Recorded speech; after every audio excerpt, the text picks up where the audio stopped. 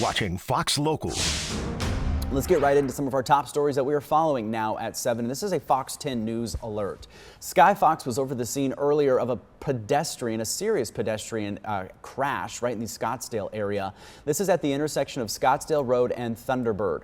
Police telling us a woman was taken to the hospital with life-threatening injuries. We're told the crash happened just after 5 o'clock this morning, and everyone involved in the crash remained on scene.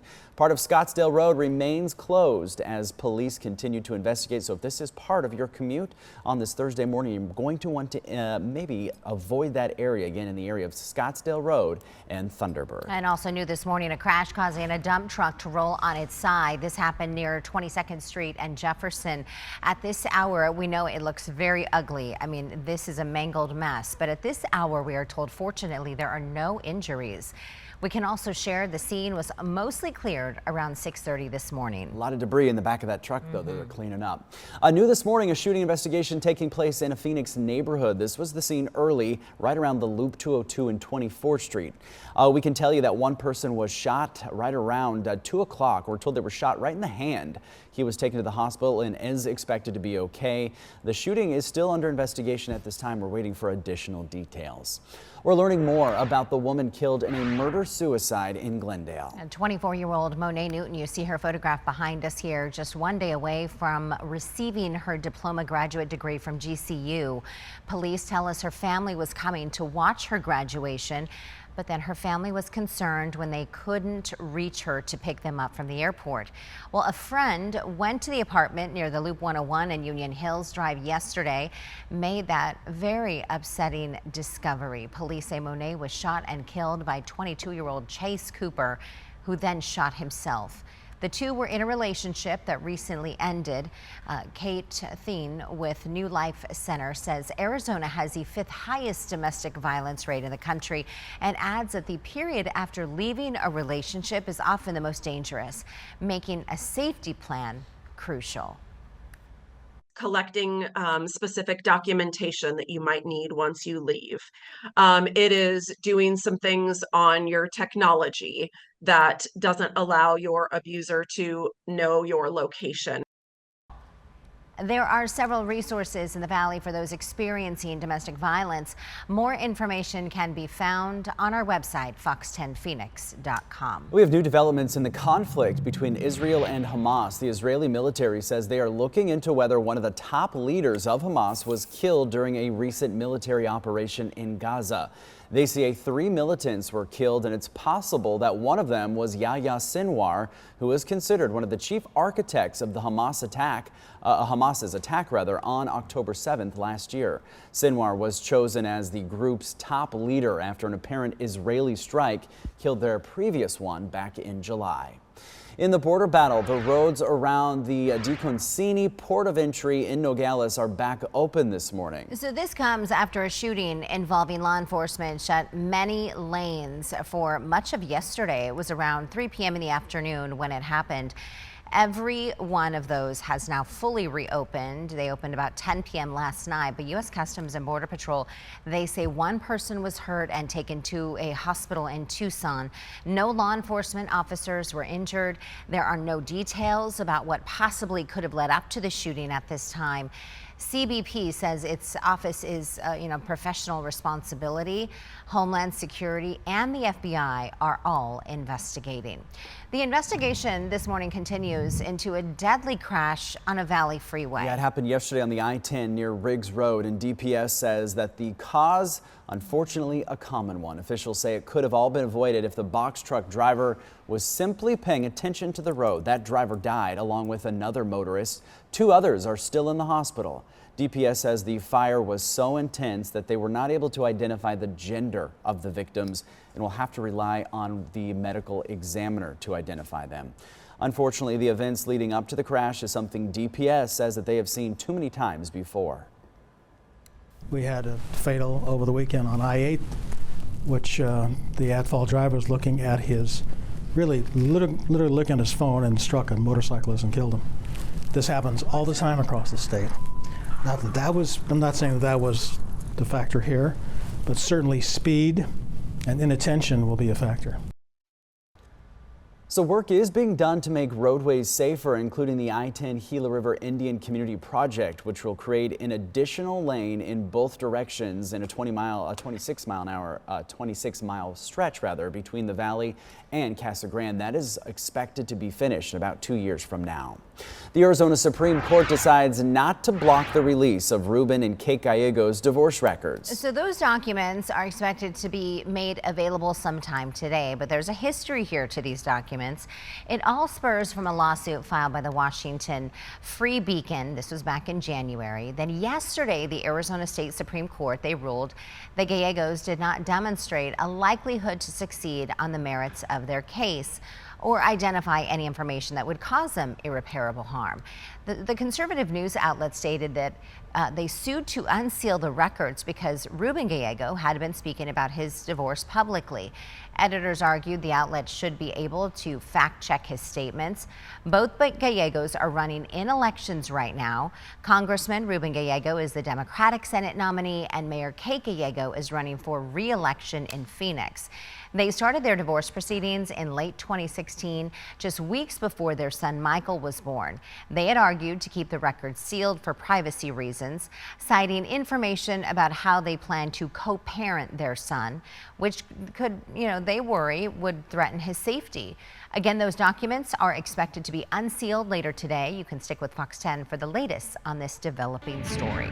Well, the race for the White House obviously heating up, and both candidates going a bit outside their comfort zones to drum up even more support. So let's get right to Ron. He's got the latest on this. This is making some national headlines, Ron. Well, the vice president sitting down for her first ever interview with Fox News, Bret Baier. Former President Donald Trump holding a pair of town halls. For Harris, the entire 30-minute interview aired on Special Report yesterday on Fox. It covered a wide range of topics, including what's been going on at the southern border. Do you think it's 1 million, 3 million? Brett, let's just get to the point, okay? The point is that we have a broken immigration system that needs to be repaired. So your Homeland Security Secretary said that 85% of apprehensions. I'm not finished. We have it's a an rough immigration estimate of system 6 million people have been released into the country. And let me just finish. I'll get to the question. I promise you. I was beginning to answer. It was a little fiery here and there over the course of that interview. She did sidestep questions about President Biden's mental acuity and what she may or may not have known in recent months about that. Also pivoting to attack Donald Trump about returning to the White House, possibly. Speaking of Trump, he too spoke to groups trying to win over more support. Early yesterday, he took part in a town hall aimed at women voters. He advocated his party's policy on abortion and IVF. And then later, more outreach, this time to Latino voters at his Univision town hall, sometimes facing skeptical voters, and had this to say. We had the most successful country we've ever had, and I hope someday maybe we'll get your vote. Sounds like maybe I won't, but that's okay too. Now, the most recent polling from Fox News shows an uptick for Donald Trump. The newest national poll conducted just over the last few days up till October the 14th showed him moving into a lead, although still within the margin of error. 50 to 48. The previous national Fox poll had it 50 to 48 for Kamala Harris. But it is, you guys, within that margin of error. Both candidates back onto the campaign trail yesterday. Kamala Harris going to hold a pair of events in Wisconsin, another battleground state, while former President Trump will be campaigning in Detroit. A family files a civil lawsuit against an East Valley dental assistant. Dion Garcia is accused of molesting at least 3 patients at Pediatric Dental and Orthodontics in Chandler. Police say Garcia inappropriately touched and photographed children during exams between September of 2022 and May of 2024. He pled not guilty to 12 felony counts. He's named in a civil suit as well, along with the practice. One of the victim's family is accusing Pediatric Dental of creating a pediatric specialty dental office that was unsafe for minor patients. We have an update for you on the two suspects accused of a series of burglaries at several Family Dollar stores. Yosevani Perez Martinez and Alexi Torres Alvarez have been indicted for several burglary charges. Court documents say police found tools used in the burglaries during a search of their home. Those documents go on to say that the duo stole about $315,000 worth of merchandise. Martinez is also accused of having a device to steal bank account information and then clone that information onto blank cards. The arrest of a disabled deaf black man in Phoenix sparking national outcry. And we have the video for you this morning. Here's a part of it here. Hey buddy, stop where you're at. Have a seat.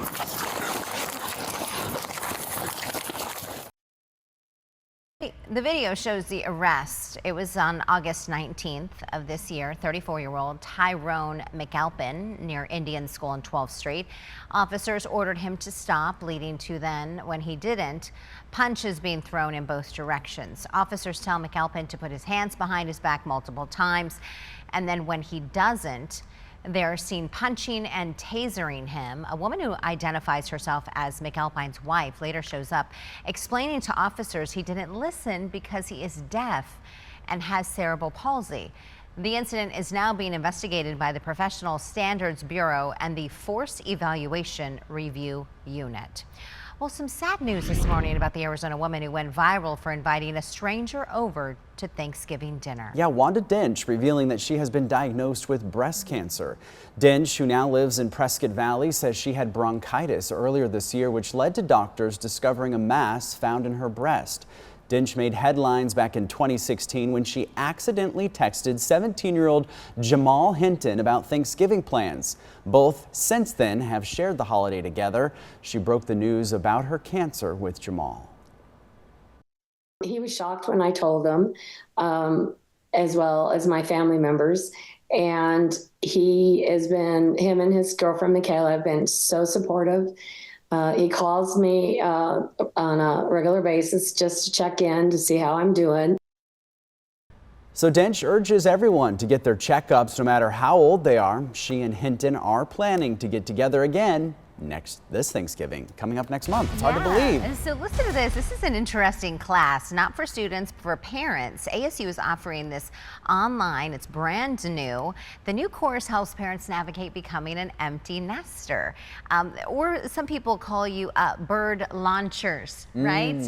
You're helping launch your little birds into the world. Yes. Addressing a range of emotions from pride to grief to curiosity to worry about this new chapter. It's offered through a partnership between Arizona State University and Modern Elderly Academy. It costs $95 for a self-paced 8 to 10 hour course. Brilliant idea.